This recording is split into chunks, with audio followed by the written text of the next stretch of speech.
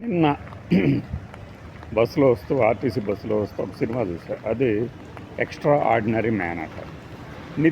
నితిన్ సినిమాలు చూస్తే ఇప్పుడు కాదు, 10 ఏళ్ల క్రితమే నేను ఆసువుగా కొన్ని సినిమాల పేర్లు చెప్పేవాడిని. నితిన్ ఎన్ని ఫ్లాపులు అయినాయి, ఎన్ని ఫ్లాపుల తర్వాత ఒక హిట్ సినిమా వచ్చింది ఇతనికి అని. అతనికి వరుస పెట్టుకుంటే ధైర్యం, అల్లరి బుల్లోడు, రెచ్చిపో, ఆటాడిస్తా, హీరో, విక్టరీ, ద్రోణ, రామ్, ఎన్ని సినిమాలు అయినాయి. వీడి తర్వాత ఏదో ఇష్క్, గుండెజారి గల్లంత అయిందే, చిన్నదాన నీకోసం. ఈ చిన్నదాన నీకోసం అనేది పోయింది అనుకుంటే మధ్యలో మళ్ళీ హార్ట్ అటాక్. ఇన్ని సినిమాలు ఫ్లాప్ అయినా కూడా అతను ఇంకా సినిమా రంగంలో ఉన్నాడంటే దానికి కారణం వాళ్ళ తండ్రి డిస్ట్రిబ్యూటర్ తర్వాత ప్రొడ్యూసర్గా మారడం. ఒకప్పుడు అంటే మధ్యలో ఆంజనేయం మర్చిపోయా కదా నేను సినిమాని. ఆంజనేయం సినిమా అంటే ఒకప్పుడు మంచి ఒక 2-3 సినిమాలు హిట్లు ఇచ్చి ఆ తర్వాత మళ్ళీ ఫ్లాప్లు, తర్వాత మళ్ళీ ఒక 2 హిట్లు, ఒక ప్రామిసింగ్ సినిమా, మధ్యలో మళ్ళీ నేను మర్చిపోతే గుర్తొచ్చింది శ్రీనివాస్ కళ్యాణం, దిల్ రాజు, రాజేంద్ర ప్రసాద్. వీళ్ళందరూ మర్చిపోయిన మన తెలుగు జాతి పెళ్ళిళ్ళనట వీళ్ళు గుర్తు చేస్తామని చెప్పి ఆ సినిమా తీశారు. సరే, అదే పోయింది.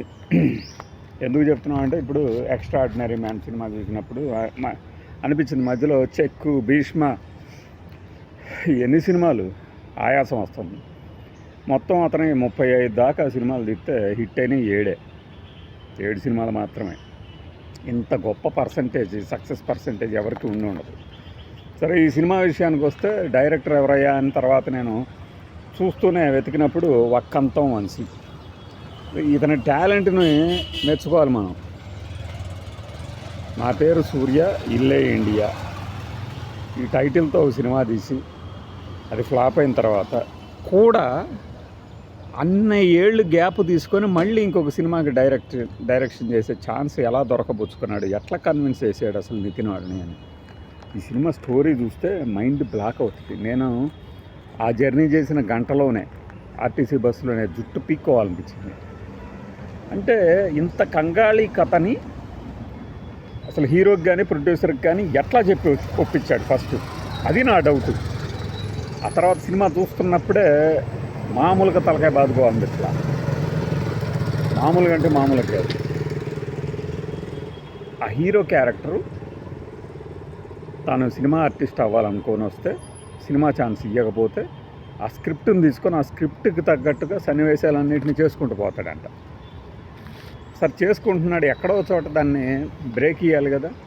ఈ స్క్రిప్ట్లో ఈ సీన్ ముందుంది, ఆ తర్వాత ఆ సీన్ ముందుంది అంటూ నాకు తెలిసి ఒక్కంత మనిషి ఏం ప్లే చేశాడు అనుకుంటున్నా అంటే తప్పే అయి ఉండొచ్చు. కానీ ఆ విలన్ క్యారెక్టర్కి అతనిలో టాలెంట్ని బయట పెట్టడానికి అతని చేత డ్యాన్స్ లేపించడము, అంటే ఈ సైడ్ క్యారెక్టర్ని హైలైట్ చేయడానికి తీసాడేంది సినిమా అనిపించింది. బహుశా నితిన్ కూడా ఆ తర్వాత చూసి అదే అనుకొని ఉంటాడు, గ్యారంటీగా అనుకొని ఉంటాడు. ఆ మాత్రం పర్సనాలిటీలు కానీ ఇంకా బయట ఎక్కడ దొరకవా.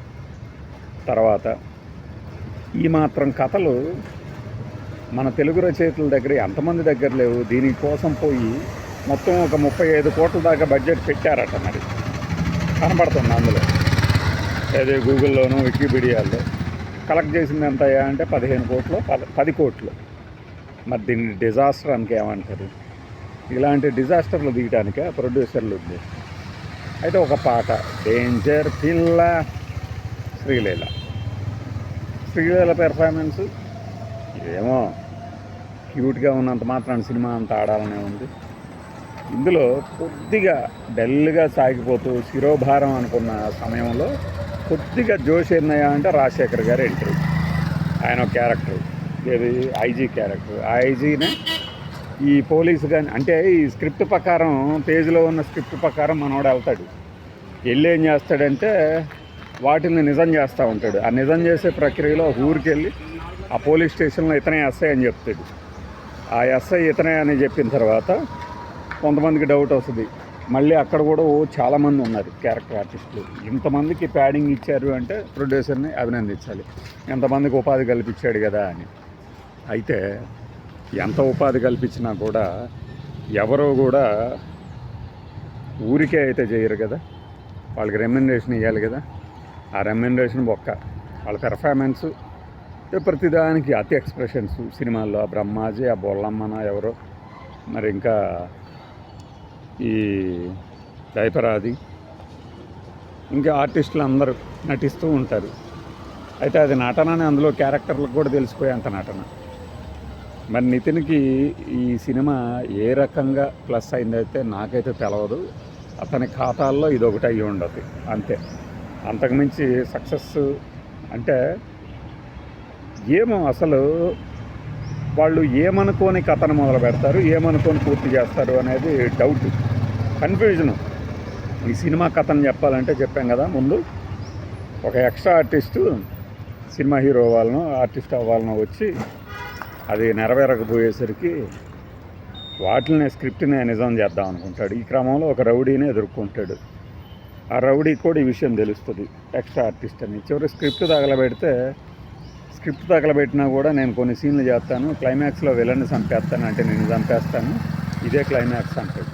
మధ్యలో నువ్వు అసలు పోలీసువే కాదు, నిన్ను పలానా వాళ్ళు పంపించారు కదా అంటే ఇతను కాదన్నా కూడా నమ్మడు మళ్ళీ వీళ్ళని.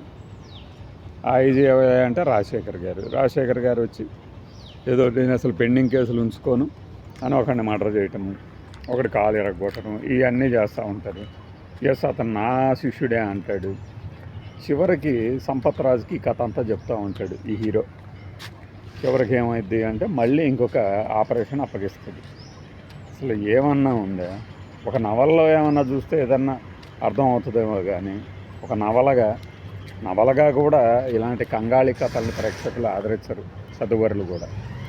మరి మనవాడు నితిన్ని అంటే ఒకటి రిచ్గా కనిపిస్తుంది సినిమా, మంచి డ్యాన్సులే ఉన్నాయి, పాటలు. నాకు తెలిసి మ్యూజిక్ డైరెక్టర్ హారిస్ జయరాజ్ అనుకుంటున్నది, బాగానే ఇచ్చాడు మ్యూజిక్, అంతవరకు ఓకే. కానీ ఏదో ఒక ఎలిమెంట్ బాగుంటే కాదు కదా సినిమా అంటే మొత్తం. అసలు ఇది రిలీజ్ అయ్యి కూడా 3 ఏళ్ళు అయింది. 3 ఏళ్ల తర్వాత ఏంది సొదమాకం అంటారా? నాకు గుర్తు వచ్చింది అనమాట, నేను చూశాను కదా మీతో పంచుకోవాలనిపించింది. అసలు ఒక హీరో ఎంతో విలువైన కెరీరు, కాలం దాటిపోయిన తర్వాత మన చేతుల్లో ఉండేది కాదు, ఎంత వగించినా ఉపయోగం ఉండదు. మరి అట్లాంటిది తన వయస్సుని డబ్బుని నితిన్ ఇలా ఎందుకు వేస్ట్ చేస్తున్నాడు అనేది అతనే గుర్తించాలి. అంటే ప్రతిదీ నేను ఇంకా సినిమా మొదలు పెట్టగానే మాచర్ల నియోజకవర్గం ఏమో అనుకున్నా, ఆ తర్వాత తమ్ముడు సినిమా గుర్తొచ్చింది, అంటే రిలీజ్ అయింది కదా అది కానీ ఇదే అని. తర్వాత చూస్తే అది కాదు ఈ సినిమా అని అర్థమైంది. అంటే చూడండి, నేను ఎన్ని సినిమాల పేర్లు చెప్పాను మీకు 8 నిమిషాల్లో. అన్ని సినిమాలు కూడా సక్సెస్ అయ్యాయా? లేదు కదా, కేవలం కొన్నే అయినాయి, 7 అయినాయి. మరి ఇలాంటి కథలను ఎంచుకున్నప్పుడు హీరోలకి పరాజయం కాకపోతే ఏమెదురవుతుంది?